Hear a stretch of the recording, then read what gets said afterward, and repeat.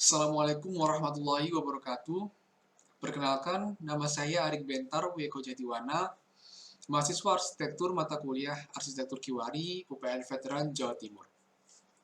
Pada pertemuan kali ini, saya ingin membahas arsitektur jengki dalam perkembangan arsitektur modern di dunia. Apa sih arsitektur jengki itu? Jadi, arsitektur jengki adalah gaya arsitektur asli Indonesia yang hadir sebagai bentuk perlawanan terhadap pengaruh arsitektur gaya Eropa yang identik dengan pihak penjajah pada saat itu, dan sebagai alternatif untuk merayakan kebebasan sekaligus memamerkan kemewahan. Ciri khasnya adalah salah satunya yaitu jendela dan pintu yang berkurang tinggi dan besar. Jendela dan pintu ini dipengaruhi oleh gaya-gaya arsitektur Eropa yang mulai ditinggalkan. Pada saat itu, Indonesia mulai berusaha mandiri di segala sektor, sehingga tercetuslah gaya arsitektur jengki lengkap dengan nuansa interior dan eksterior yang unik. Bicara arsitektur Indonesia, kita pasti bicara antara tahun 1945 sampai tahun sekarang. Namun, ada beberapa arsitektur sebelum kemerdekaan yang memengaruhi beberapa arsitektur Indonesia saat ini. Salah satunya yaitu pengaruh arsitektur kolonial Belanda dan arsitektur tradisional asli Indonesia sendiri. Kita mundur sebentar ke tahun 1905, bagaimana arsitektur jengki itu terbentuk. Pada tahun 1905, pada saat itu Indonesia masih belum dikenal sebagai negara Indonesia. Pada saat itu sebutannya adalah Hindia Belanda. Jadi pada saat itu Indonesia atau Hindia Belanda kedatangan seorang arsitektur profesional, yaitu Peter Adrian Jacobus Mugen. Sang arsitek ini mengkritik arsitektur pada saat itu, arsitektur neoklasik yang sudah ada di Hindia Belanda sejak abad 19 sebagai tiruan neo-Hellenisme yang sangat buruk. Dan dia juga berbicara tentang bagaimana pentingnya lokalitas seperti iklim, material, dan kemampuan tenaga kerja yang tersedia untuk mengikuti pengaruh dari iklim yang ada di Hindia Belanda pada saat itu, yaitu iklim tropis dan dengan kelembapan yang sangat tinggi. Kemudian pada tahun 1918, pendidikan arsitektur mulai dikenal dan ada satu proyek sekolah arsitektur yang dibuka 2 tahun kemudian, yaitu adalah Sekolah Teknisi Huger School Bandung atau sekarang lebih dikenal dengan Institut Teknologi Bandung. Beberapa pengajar Institut Teknologi Bandung ini adalah dari Belanda. Beberapa pengajar ini mengajarkan di sekolah arsitektur tersebut bagaimana arsitektur Indonesia itu terbentuk.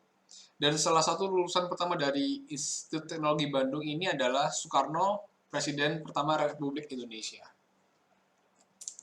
Kemudian kita berjalan lagi tahun 1920 sampai 1940.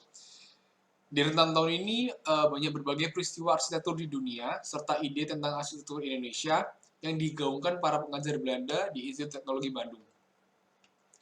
Menjadi faktor yang membuat Soekarno untuk menghadirkan wajah baru Indonesia yang lepas dari belenggu pengaruh kolonialisme. Ia memilih paham arsitektur modernisme untuk menciptakan inovasi arsitektur, fisik bangunan, dan ruang kota yang baru. Soekarno mengorbankan romantisme sejarah rumahnya sendiri dengan merobohkannya, lalu mendirikan bangunan yang menampilkan ciri modernisme Indonesia baru, yaitu Gedung Pola, seperti pada gambar di samping. Gedung ini adalah salah satu gedung paling kontroversial pada saat itu, di mana gedung ini terletak pada persis rumah tempat proklamasi kemerdekaan Republik Indonesia.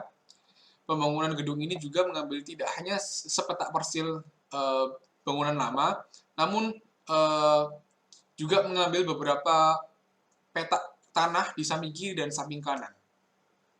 Kemudian pada tahun 1950 ada biro bernama Friedrich Laban dan rekannya Hans Georg Newegen yang merasa ada kecocokan dengan ide yang dicetuskan oleh Soekarno pada saat itu. Kemudian Friedrich Laban ini melakukan beberapa kolaborasi dengan Soekarno untuk membangun beberapa proyek arsitektur yang lebih besar dan monumental di Indonesia. Seperti contohnya ada Monumen Nasional, Gedung Bank Indonesia, Gerbang Taman Makam Pahlawan, Gedung Pola, hingga Masjid Istiqlal yang baru rampung ketika Soekarno telah tiada. Kemudian pada tahun 1950-an dan sampai 1960-an, mulailah terbentuk arsitektur jengki. Pada rentan tahun ini, langgam arsitektur asli Indonesia mulai berkembang, yang dikenal dengan sebutan arsitektur jengki.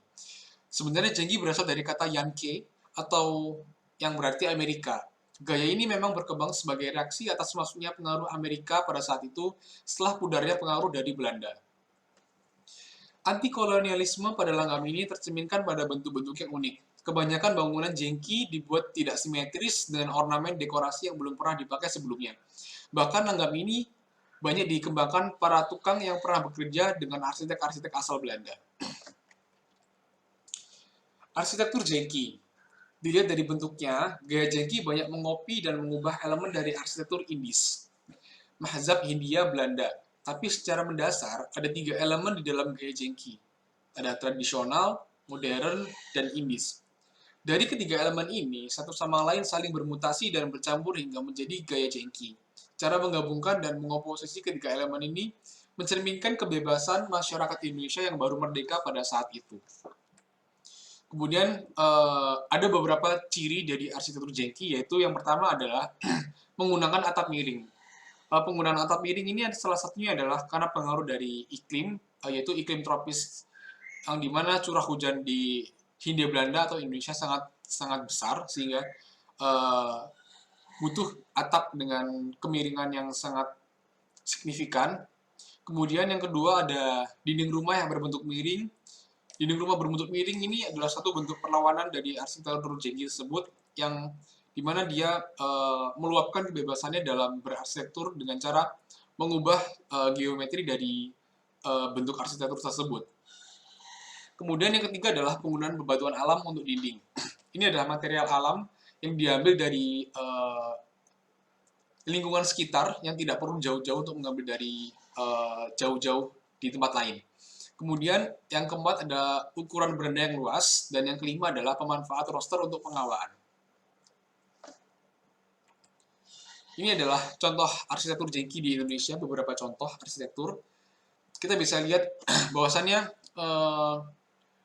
dari contoh-contoh ini memang bentuk bangunannya adalah permainan di bentuk geometri yang didasarkan oleh bentuk perlawanan terhadap bangunan-bangunan kolonialisme pada saat itu. Dari arsitektur jengki, kita bisa lihat dari ciri-ciri khas yang tadi, 5 yang sudah saya sebutkan tadi, hampir semuanya ada pada bangunan ini. Mulai dari bentuk atap yang miring, penggunaan roster, material bebatuan alam, yang dimana material itu sangat mudah didapatkan di Indonesia terutama. Kemudian dinding-dinding yang berbentuk miring, sebagai bentuk perlawanan pada langgam-langgam sebelumnya.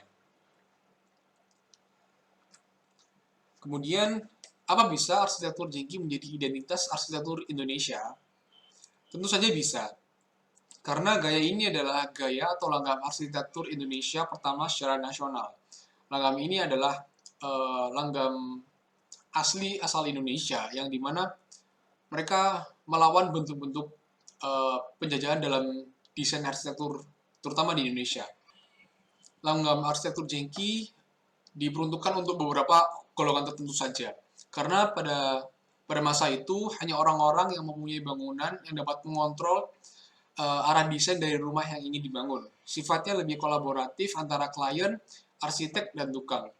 Dengan kolaborasi antara tukang, klien, dan pemiliknya, ini membuat suatu bangunan yang menjadi gaya bangunan yang sangat luar biasa pada zaman itu dan sangat unik, yang bisa dijadikan sebagai identitas arsitektur Indonesia. Kemudian banyak yang berkata arsitektur jengki ini beratnya adalah musik dangdut dalam bentuk bangunan, di mana banyak elemen-elemen dari pengaruh budaya luar yang dicampurkan menjadi satu hingga menjadi sebuah ciri khas yang sangat unik, dan akhirnya arsitektur jengki ini menjadi sebuah identitas baru dari arsitektur Indonesia. Sekian presentasi yang bisa saya sampaikan tentang arsitektur jengki dalam perkembangan arsitektur modern di dunia. Semoga ilmu ini bisa bermanfaat, dan juga saya mohon maaf jika ada salah perkataan dalam menyampaikan sebuah informasi di dalam presentasi ini. Sekian dan terima kasih. Assalamualaikum warahmatullahi wabarakatuh.